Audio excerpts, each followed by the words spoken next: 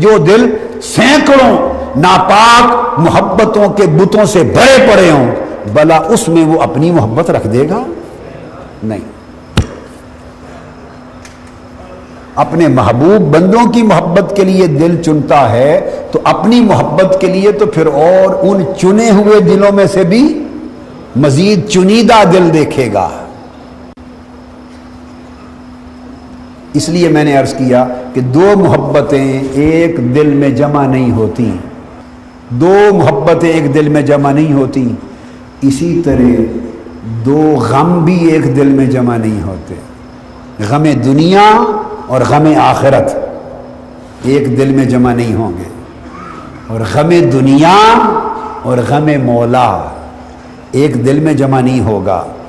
اسی طرح دو خوف ایک دل میں جمع نہیں ہوتے، خوف دنیا اور خوف اہل دنیا اور خوف الہی، یہ بھی ایک دل میں جمع نہیں ہوتے۔ جو دنیا داروں سے ڈرتا ہے وہ سمجھ لو اللہ سے نہیں ڈرتا، وہ زبان سے کہتا پھرے جھوٹ ہے، اور جو اللہ سے ڈرتا ہے وہ دنیا میں کسی سے نہیں ڈرتا۔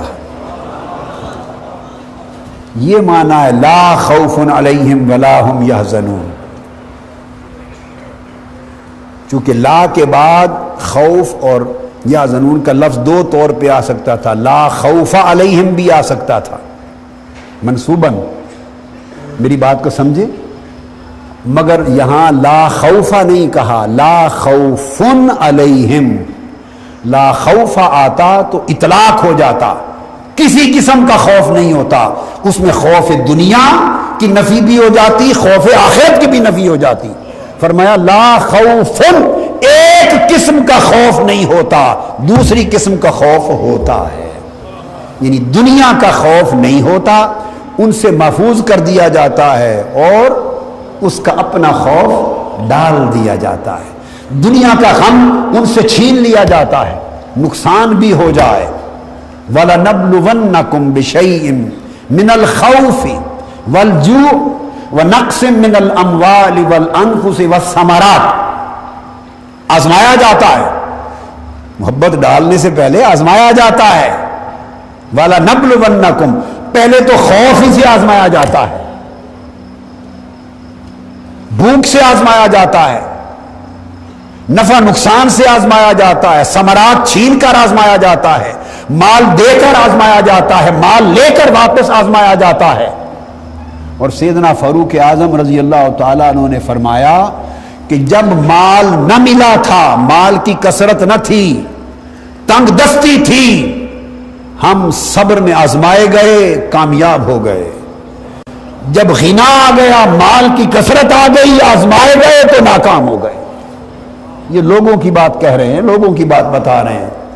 کچھ لوگ تنگ دستی میں ناکام ہو جاتے ہیں، کچھ لوگ فراخ دستی میں ناکام ہوتے ہیں۔ تنگ دستی کی ناکامی کہ صبر کا دامن چھوڑ بیٹھتے ہیں، اور خوشحالی اور فراخ دستی کی ناکامی کے شکر کا دامن چھوڑ بیٹھتے ہیں۔ یہ دھیان نہیں رہتا کہ کس نے دیا ہے، بس وہ سمجھتا ہے میرے ہنر سے میں نے کمایا ہے۔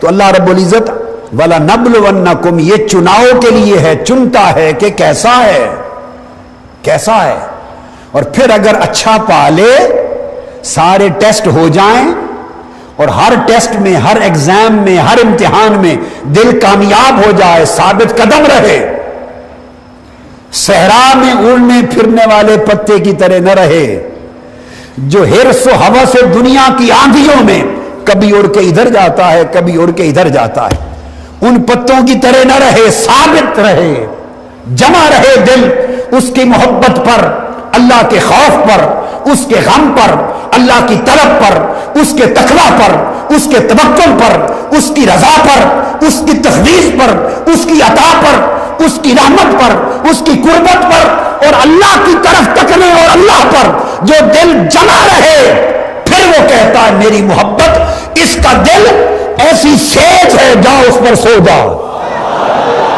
اس کے دل کی دلہن بن جا، اس کے دل میں جم جا، اس لیے کہ یہ وہ دل ہے اس نے ہر محبت اپنے اپنے اندر سے نکال دی ہے، ہر غم نکال دیا ہے، ہر طلب نکال دی ہے، ہر رغبت نکال دی ہے، ہر حرص نکال دیا ہے۔ جب دل کا کوٹھا ہر حرص و طلب سے پاک ہوتا ہے تو اس کی محبت دلہن بن کر دل کے سیج پہ آ جاتی ہے۔ حضرت فضیل ابن ایاز نے عن طریق عبداللہ ابن مسعود رضی اللہ تعالیٰ عنہ یہ حدیث رسول روایت کی کہ جب یہ محبوب ہو گئے، اللہ کے دوست ہو گئے، تو پھر اللہ تعالیٰ خود بھی اہتمام کرتا ہے ان کو محبت دنیا سے بچانے کا، خود بھی اہتمام کرتا ہے، چونکہ وہ محبوب بھی بن گیا، محب بھی بن گیا، محبوب بھی بن گیا، محب بھی بن گیا۔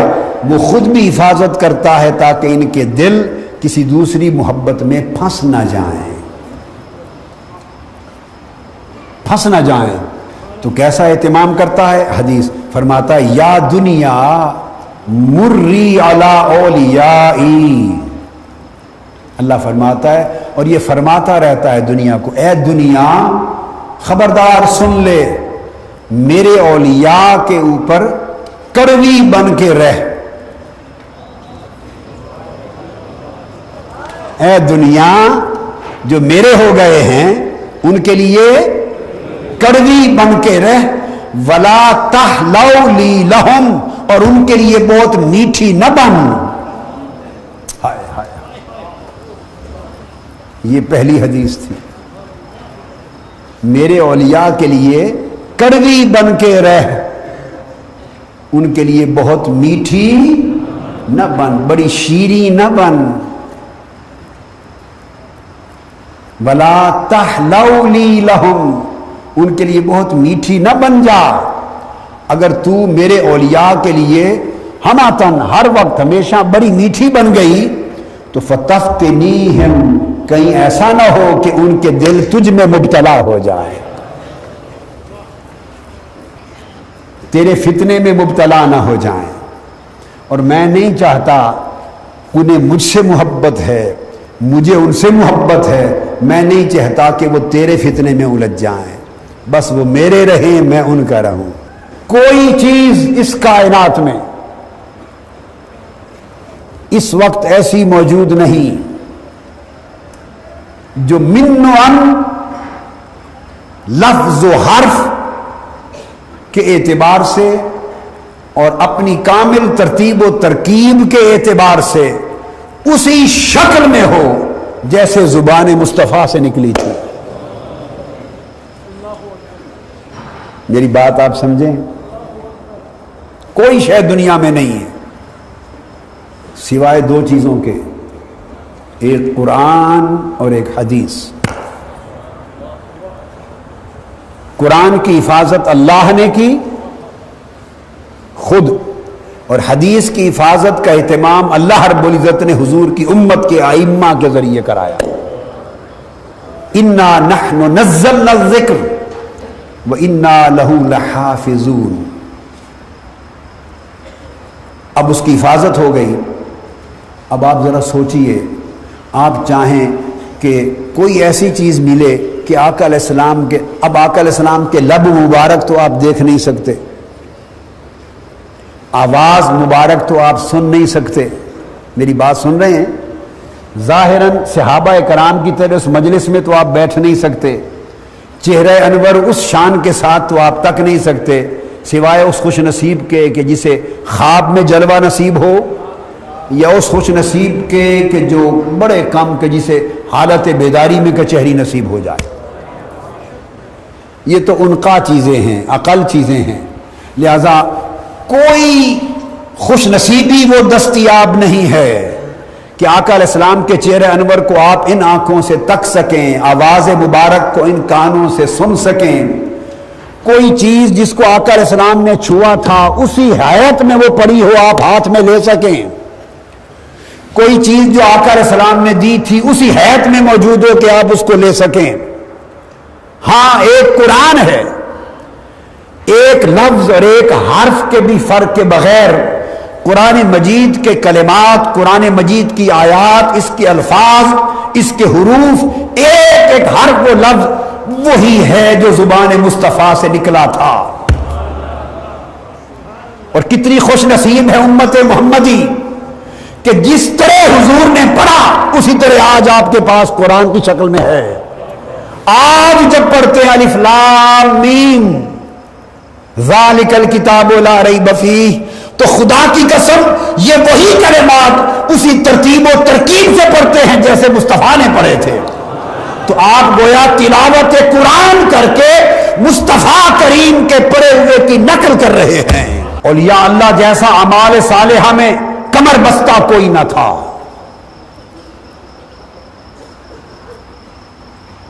اولیاء اللہ جیسا قائم اللیل کوئی نہ تھا. وہ تو صائم الدہر تھے، وہ قائم اللیل تھے. ان سے بڑھ کر متمسک بشریعت کوئی نہیں تھا. احکام شریعت کی پابندی کرنا یہی عین تصوف. اولیاء اللہ ہمارے ہاں جس مقام و مرتبہ پہ پہنچے وہ بڑی کثرت سے نماز پڑھتے تھے، روزے بڑی کثرت سے رکھتے، عبادات میں سب سے آگے بڑھے ہوئے تھے، اعمال صالحہ میں، خیرات میں، حسنات میں، نیکیوں میں، طاعات میں، تقوی میں سب سے آگے بڑھے ہوئے تھے. شب بیداریوں میں، عبادت گزاریوں میں سب سے آگے بڑھے ہوئے تھے. ارے یہی تو شعار اولیاء تھا، یہ عمل ان کی زندگی میں تھے. مگر ان چیزوں نے محض ان کو ابدال کتب اور حوث نہیں بنایا. محض ان چیزوں کے سبب وہ ان رتبوں پر نہیں پہنچے جن پر پہنچے تھے. تو فرمایا کس ذریعے سے پہنچے؟ یہ اعمال مددگار ہوئے، یہ اعمال مددگار ہوئے. مگر اصل سبب ان کو بلند مراتب تک پہنچانے کا فرمایا انما ادرکا بسخاء الانفس وسلامت الصدر والنصح للامہ.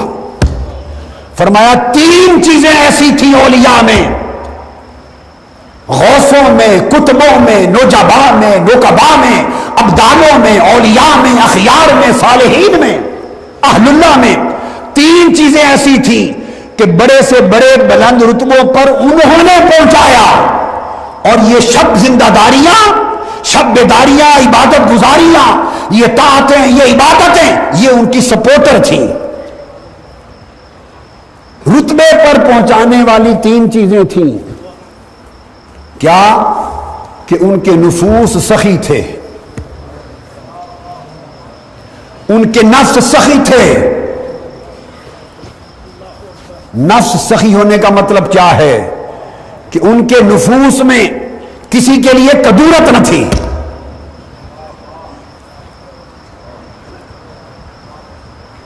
ان کے نفوس میں کسی کے لیے کدورت نہ تھی. سخاء الانفس، اگر نہ ملا تب بھی غم نہیں کرتے تھے. بھوک اور فقر اور فاقہ آ گیا تب بھی پریشان نہیں ہوتے تھے، صابر و شاکر رہتے.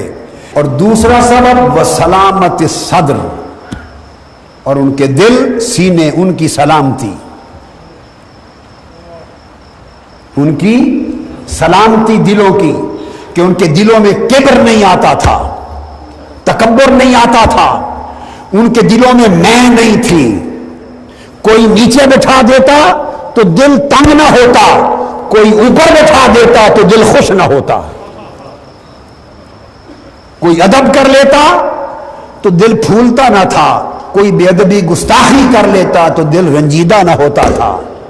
ان کے دل اتنے سلیم تھے، ان کے دل اتنے بھرے ہوئے تھے جیسے مٹکے گھڑے بھرے ہوئے ہوتے ہیں کہ وہ کسی کے عمل کی پرواہ نہیں کرتے تھے. سلامت صدر، دلوں اور سینوں کی سلامتی تھی. اور سلامتی کا مطلب دنیا کے حالات ان کے دل کے حال کو متغیر نہیں کرتے تھے. لوگوں کا برتاؤ ان کے دل کا کے حال کو متغیر نہیں کرتا تھا. اس لیے کہ ان کے دل کی سلامتی اللہ کے تعلق میں تھی، دنیا کے تعلق میں نہ تھی. وَالنُّصْحِ لِلْأُمَّةِ، اور سراپا امت کے لیے نصیحت رہتے، امت کو ہر وقت خیر کی دعوت دیتے. تحریک منہاج القرآن کے کارکنوں، یہ دین اور خدمت دین کی جو ڈیوٹی آپ کو سونپی گئی ہے یہ النصح للامہ ہے۔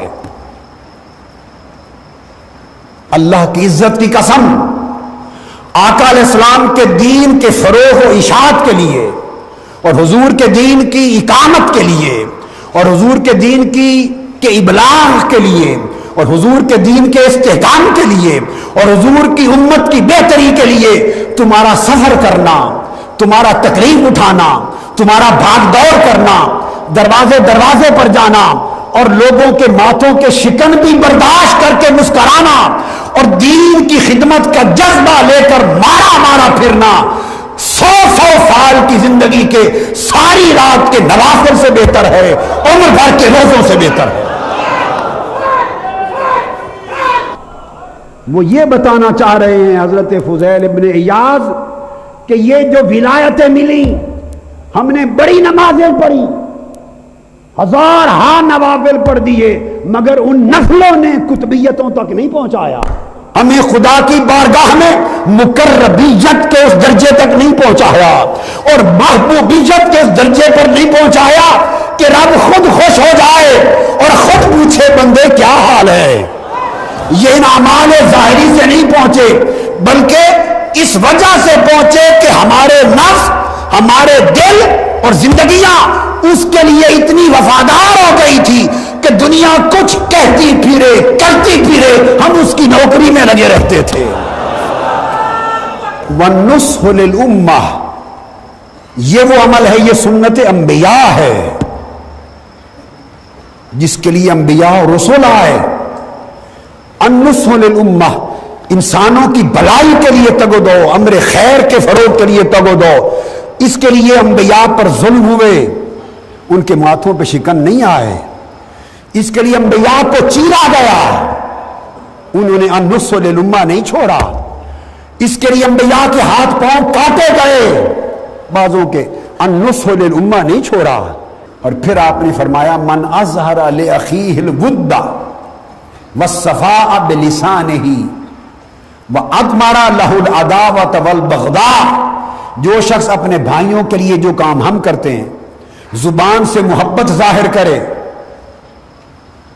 اپنے دوستوں کے لیے، ہم پیشہ لوگوں کے لیے، رفقا کے لیے، احباب کے لیے، اعزاء اقارب کے لیے، رشتہ داروں کے لیے، دوستوں کے لیے زبان سے محبت ظاہر کرے، صفائے قلب ظاہر کرے، مودت ظاہر کرے، مگر دل میں اس کے لیے عداوت، بغض اور عناد چھپا رکھا ہو، حضرت فضیل ابن عیاض نے فرمایا لعنہ اللہ، اللہ اس پر لعنت بھیجتا ہے، فأصمہ وأعمى بصیرۃ قلبہ، اللہ اس پہ لعنت بھیجتا ہے، اس کو بہرا گونگا اندھا کر دیتا ہے اور دل کی آنکھیں بند کر دیتا ہے، بصیرت چھین لیتا ہے۔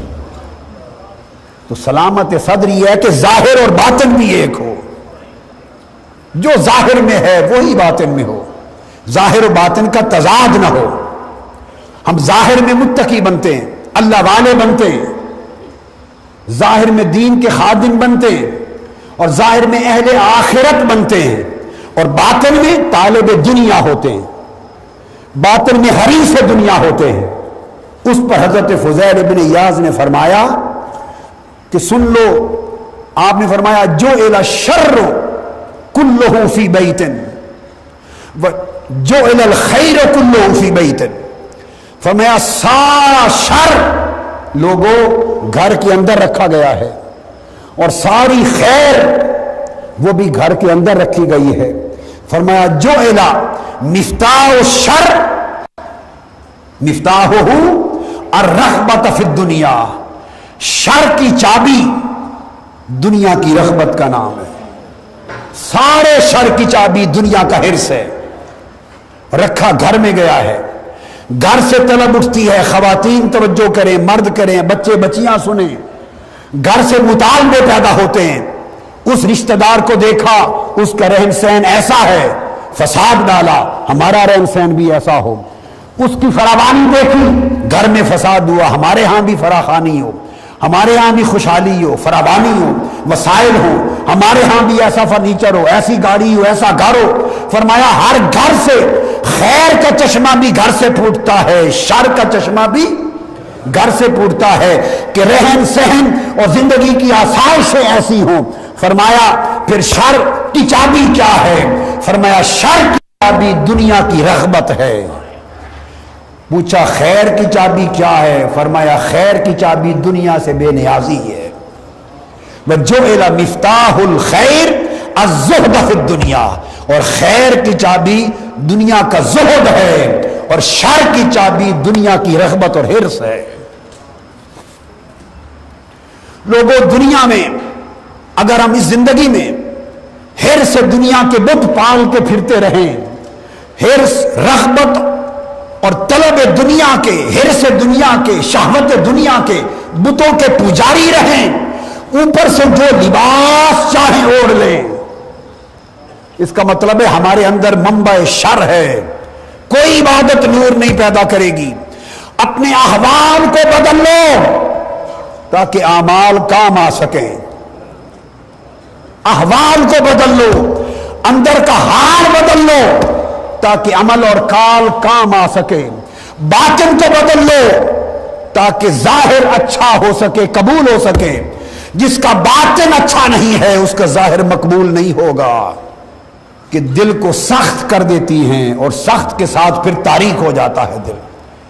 جب دل میں قساوت آ جاتی ہے، پتھر کی طرح سخت ہو جاتا ہے، تو وہ اندھیرا آ جاتا ہے، ایمان کا نور سلب ہو جاتا ہے، معرفت ختم ہو جاتی ہے، دل اندھا ہو جاتا ہے، پتھر کی طرح سخت ہو جاتا ہے، اس پر نصیحت عمل نہیں کرتی، اثر نہیں کرتی، اللہ کا ذکر اثر نہیں کرتا، اس کی محبت نہیں داخل ہوتی، پتھر کی طرح دل سخت ہو جاتا ہے۔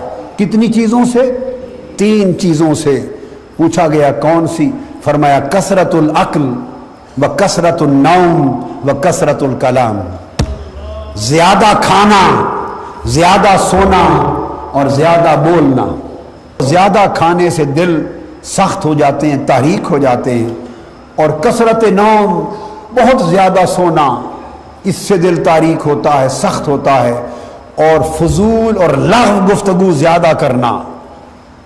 کثرت کلام میں دین کی گفتگو، نصیحت کی گفتگو، واعظ کی، قرآن کی، سنت کی، تربیت کی، وہ شامل نہیں، وہ سنت ہے، وہ عبادت ہے۔